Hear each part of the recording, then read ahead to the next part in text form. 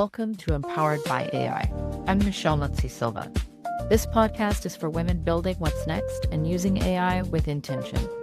In Season 6, you'll hear from founders, educators, creatives, and builders who are actually using AI to think better, work smarter, and move with intention.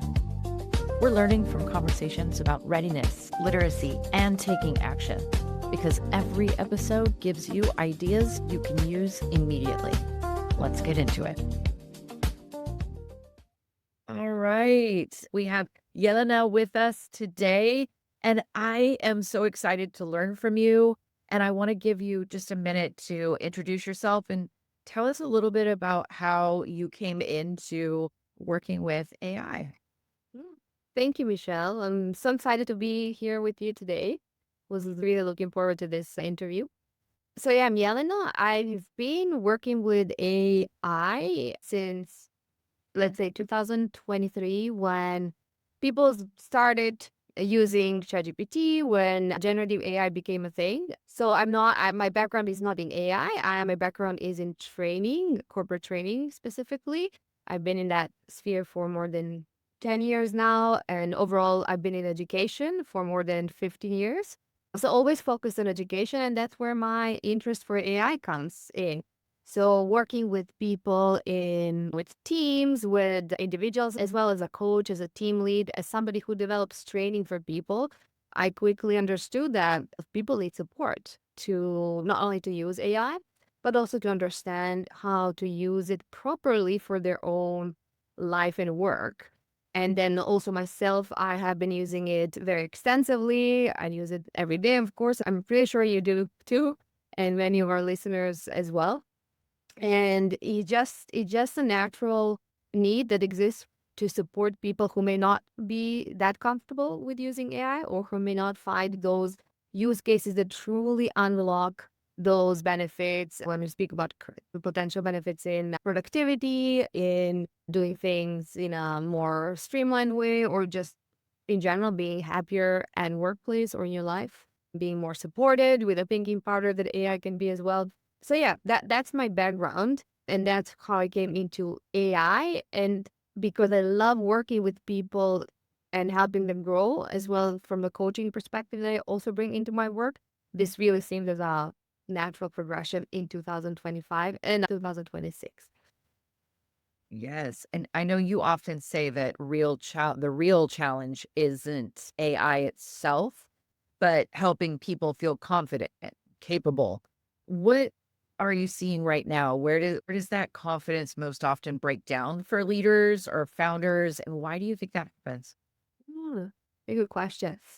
So for specifically for leaders and founders, I think the biggest challenge right now is the noise and cutting through that noise that exists around AI. So if you're a leader or a founder, regardless of the size of your team or your organization, you are constantly bombarded with this information and like this new tool, this use case, this risk, this governance. There's so much to be thinking about and deciding on. And it's literally possible for many people I work with to make a decision that feels good because everybody is new at this. You as a leader, you are used to bringing decisions from an internal sense of confidence and experience and maybe expertise in a specific field. But who of us feel truly confident about making decisions with it? This is something new for everybody. Even myself, work with people, help people adopt AI. But of course, like we are all new, relatively new to this sphere. So that is quite challenging, making decisions around where to invest your time and money, right? When it comes to AI. And I know you want to bridge three elements that you talk about: learning science, coaching, psychology, and then AI enablement. So when organizations are struggling with adoption, which of those three is usually missing? What's happening to clue you into that? All three answers that I wish I could give. But if I had to pick, from my perspective, it is definitely AI enablement, but not in the sense of tools, helping people like use tools, AI tools. It's not about the technical component of AI enablement. It's more so about this cognitive component, which is human skills and learning how to work with AI. This is where I see a gap, that there's a lack of support, like structured support for people to actually evolve their skills as AI evolves as well. We have trainings. I've seen that, like, people roll out training for their team to be able to use a specific tool, or to be able to even learn how to use more complex tools and help their colleagues use them. So that's fine. But this human skill element is something that I see as missing when it comes to AI enablement in many organizations. Yeah. And I know too that you talked, this was interesting to me. I was reading one of your pieces lately where you talk about this difference between heavy AI governance, where people are thinking they're going to slap a heavy policy on there, or simple guardrails. And Yeah. that finding that balance. How can leaders tell when they're reaching for governance out of fear instead of readiness per se? Yeah, that's a very good question. And I think the answer is somewhat simple still in December 2025. I would start by asking, are we a large enterprise that relies on complex AI ecosystem? If we are not, okay, let's go further. Are we a company that whose AI use can affect external stakeholders? Let's say we have customer service completely automated by AI. That's a risk question, right? So thinking about the risk, is our AI use causing significant risk for the end user or even our own people? In that case, yeah, governance may be, or should be actually included. Are we organization in healthcare or education or public organization like government body or similar, where again, the risk is high? Yeah, then governance is logical. But if we are like a small boutique organization, or our AI use is really at the level of experimentation, we haven't really rolled out a pilot yet. For example, we probably don't need governance at this level, right? This is a case for many organizations who are currently thinking about, should we go, should we have government, should we invest in this complex AI strategy right now? And that is on the one end. On the other end, we see that 95%, and I'm sure you've seen that on your LinkedIn somewhere, 95% of AI pilots are currently like not working, like they're failing. And that doesn't surprise me at all. It's logical that pilots in such a new, still unregulated area will fail. And it's fine. That's what we expect, right? But that means for you, do not bring governance yet if you're still at that experimentation phase, if you still don't know what AI you're going to be implementing.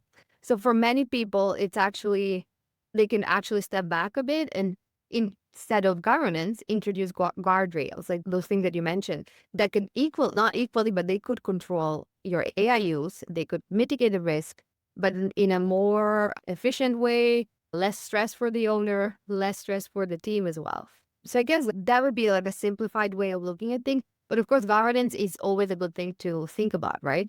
Just timing. Think about the timing, when to introduce it. Yeah, yeah. And I think your discussions around agents is also interesting because you're really suggesting a reframe around that as well. And I know that is a source of frustration for many because agents are being hyped up as being an amazing thing, but they're still pretty clunky. So your framing of agentic behavior versus buying an AI agent, I think is really grounding for people. So why is clarity around that autonomy and language so critical for teams before they invest? It's the same reason as before when you talked about governance, is 95% of AI pilots fail. Why would you invest money in a promise that you are not yet sure if it can be delivered? I really have this thing about the word agent because it can mean so many things, and it does. And I've written about specific companies that have really good examples of truly agentic behavior, full autonomy on the side of the AI tool. And then there's the use of agent when it refers to I don't know, like an application that you connect to your Gen AI tool and it does part of the task on its own without you maybe triggering it even. So this semi-automation, semi-agentic behavior. So that's where I'm more cautious on when we can actually use that word. For most use cases I've seen in organizations that are not huge enterprises, we have agentic behavior. That would be my perspective on that. And that's why the clarity is important, because you want to know as a decision maker in your company, organization, or your team, what you're investing your time and money into. Is it really going to deliver the agency that you are expecting? Many times the promise is higher than what you can actually get. Not because it doesn't have the capacity, like the tool can do it, but it's your internal system, your data. Is your data ready? Is your team ready? You mentioned a coaching perspective. Is your team supported emotionally even to actually undertake this new workflow where AI has this agentic capacity? There's lots of elements to consider before you start putting your money in in agents that you're considering. I wish and I hope that this kind of brings some sort of anxiety relief for some owners and decision makers, because I think that's where there's a big need for that from the conversation. Yeah. And I'm curious, as you've been having these conversations, what does healthy AI leadership look like? Because for so many of us, we're solopreneurs and we're already carrying all the things, right? So, what does that healthy leadership look like? Yeah, good question. Very timely. And yeah, absolutely. For most leadership, this is what they're tackling with the amount of cognitive overload plus this AI thing now. Healthy AI leadership means thinking of your people first. Like, I guess it's the same as any type of leadership, right? Means helping your team navigate the changes that happen with the introduction of AI, but also involving them in decision making. I've seen situations where leadership was felt the pressure to introduce this or that type of AI into their teams without really consulting the team on, do we actually need that? Where are we going to use that? Where do we need to introduce AI? So you don't have to give your team a decision-making capacity, but it is extremely important to have those conversations before anything substantial happens on the AI level, as well as asking your team how they feel about it, try to gauge if they need support with the transition. So think of it as any change management, right? There's a lot of emotional kind of overload that happens as well in teams. So tackling it from the human-centric side is the most important thing leaders can do in this AI era, for sure. What are some examples of work that should stay human longer? Why does that even matter, do you think? It's a good question. It definitely matters because this is one of the biggest crux of decision making when it comes to leadership in AI. What should we automate? What should stay human? To what extent do we give autonomy to AI in this specific workflow, et cetera, et cetera? So that's why it's important. What should stay human is definitely decision making when it comes to things that are deeply contextualized. So think of creating a strategy for your company, like your sales strategy, your marketing strategy, or your operations strategy, whatever. These things are deeply contextualized in your company's culture, mission, values, even like the current state of the team, your resources, etc. While you can feed this context to different Gen AI tools, for example, or you can have those dashboards that show you numbers, etc., you as a leader have this intuition, I would say, even that your AI tool or ecosystem may not still have because it's not that sophisticated yet. So that's where making those decisions from a place of I know what matters should stay human still. I don't know if that is concrete enough, but I'm sure that many listeners will relate with some specific example from their own life. Yeah, I'm sure it's incredibly personal and dependent upon the business. And I think for women leaders, women entrepreneurs navigating AI without a big team or a tech department, What do you think is a mindset shift that can help with the overwhelm, that can help Mm, maybe restore a little bit of a sense of control? That's a very good question. I deeply care about this question, especially because the statistics show that women use AI less than men. This is statistically proven. I've even read it from 10 to 40% less than men, which makes sense given that women are traditionally unrepresented, or the representation of women is much less in the STEM field in general. So that would make sense. So that's a starting point. But I feel like we're, for the first time in history, at a moment where this AI thing, can help women close this gap more effectively. Even if they're not using it to the same extent, which is changing. Thank God this is changing actually. Even if they're not using it to the extent, but it can help us close the gap by knowing how to use it properly. Because if you think about it, AI helps you test, experiment, do things that you would normally maybe wouldn't do as a woman in the workplace. This is something I've worked with women, so I have this insight. AI helps you do these experiments, activities, etc., that you would normally not maybe do in a public sphere yet. So think of, I'll give you an example. I've coached a woman who is promoted to a middle leadership position, and she's not confident with having those tough conversations yet. So what does she do? She uses AI now to practice. So this is something that helps her, grounds her. It gives her the tools, the resources to use when the real conversation happens. So that's one thing we can, and then that shows up in her work, in her confidence, and she's capable of negotiating a better position later on and feeling more confident about her output as well. So that's just one micro example of how AI can help women navigate those gaps a bit better. So that's a mind frame reset. If we take it as a good opportunity for us to take the opportunities that we traditionally maybe were more hesitant to take as women in the workplace, and to use it as a safe place to practice and have a thinking companion as well. I think that opens a lot of doors for closing that gap. Yeah, yeah.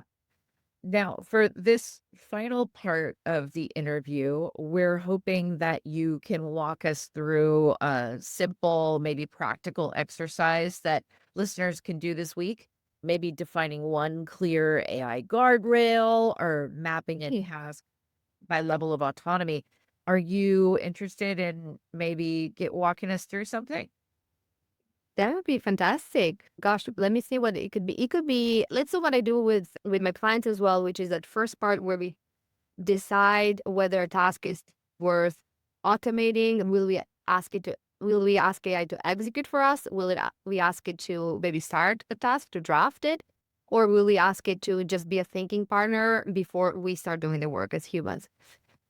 So that's a very simple process. If you spend a few days, let's say a week, monitoring how you do specific things that you do, the tasks that you perform daily, either as a team or as an individual, write down the actual steps that happen. So even like your own step of I'm in the shower and I'm thinking about how to start this presentation, or how do we even address a specific situation that is happening in the team right now, or how do we analyze this output? How do we analyze if something is matching against the KPIs or whatever task it is that you're facing this week? Think about, when does this task start and what am I using? What context, what knowledge am I using to start even thinking about this task? And then as it moves on, map down all the steps that happen in your head and outside of your head as well. What are people doing? What are you doing? And what is the output of that? Once you have this mapped out, then it's a time to sit down and think, okay, which of these can we actually have AI do for us? Like, start from there. What can be automated?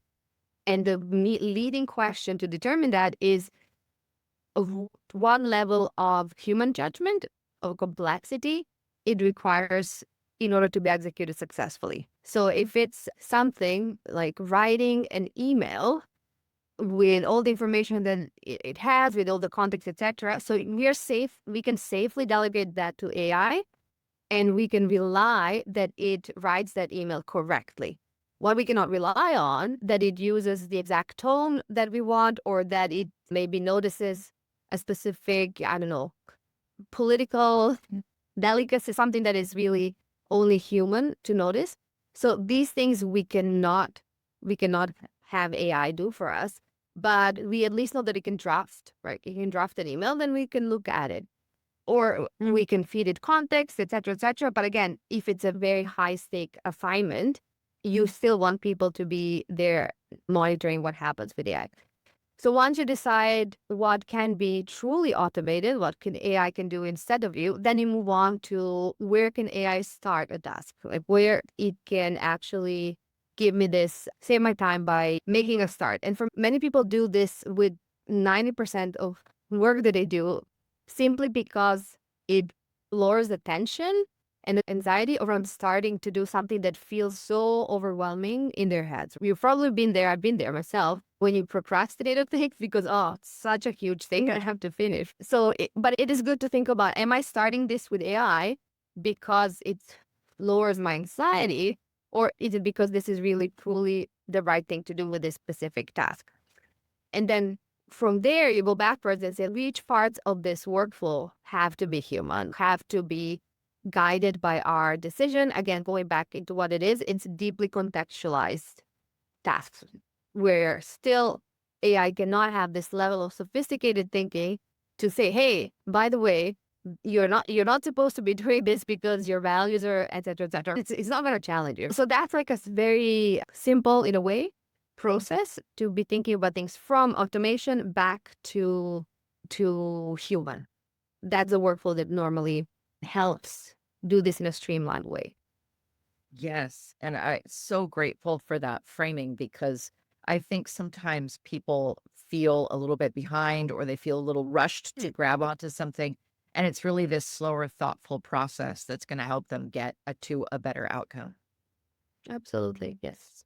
Yeah. Jelena, thank you so much for joining me today. I appreciate your thinking, your boots on the ground wisdom that you're sharing with us. It's really a gift, and we're all the better for it. So thank you so much. Thank you so much. It's been a pleasure. Your questions are just spot on, very exciting questions, and the right questions to ask. And I'm always here for any follow-up or any questions that your listeners may have. Happy to answer and help. And when they do want to follow up with you, where should they go? Yeah, so happy to answer any questions that land in my LinkedIn DMs for sure, as well as my email, which I think you will leave as a resource. But it's info at my name and surname, JelenaMarjanovic.com. A little bit of a long email, but yeah. That's okay. I completely understand. And we will for sure add that to the show notes. So when people reach out to you, you'll know they're coming your way from the podcast. I would be delighted to continue this conversation about these really important topics. And just a last piece of message I want to impart to your listeners is to try not to give in that anxiety around, oh, what should we do? We have to do something about AI, et cetera, et cetera, et cetera. Most people are still at this first stage when they're starting. Forget what the statistics tell you. We have the statistics that 80% of people are not using AI in the workplace. That might be true, but think what they are actually calling AI. Like it could be those note takers and meetings that are AI. Technically, it's not the AI that you are thinking about. So just trust the process and keep investing in your upskilling with AI, and things will be great for sure. Thank you so much. Thank you, Michelle. You've been listening to Empowered by AI, and I'm your host, Michelle Silva. If something from this episode clicked, don't let it stop here. Take one idea and try it out this week. And if you want to go deeper, head over to the Empowered by AI, the Slay Effect YouTube channel, where you can watch demos and walkthroughs from our guests today and so many others. Like, subscribe, and join us there so you don't miss out on what's coming next. All the links and resources are in the show notes. I'll see you next time.